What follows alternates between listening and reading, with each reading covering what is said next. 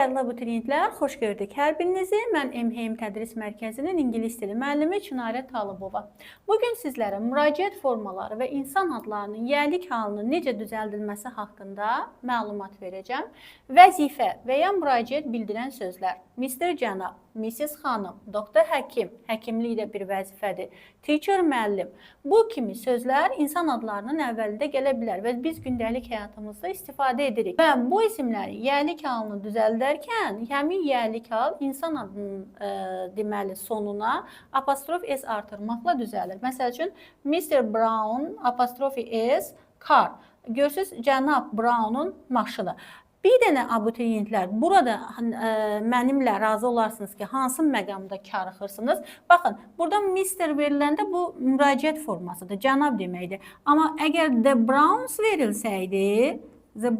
verilsəydi, bu burada olacaqdı soyadı, bütöv adı bildirdiyi üçün biz nədən istifadə edəcəkdik? Apostrofdan istifadə edəcəkdik. Mr., Mrs., Doctor, Teacher, bu kimi sözlər müraciət formalarıdır. Amma The Browns dedikdə bütöv bir ailəni bildirir. Apostrof artırırıq.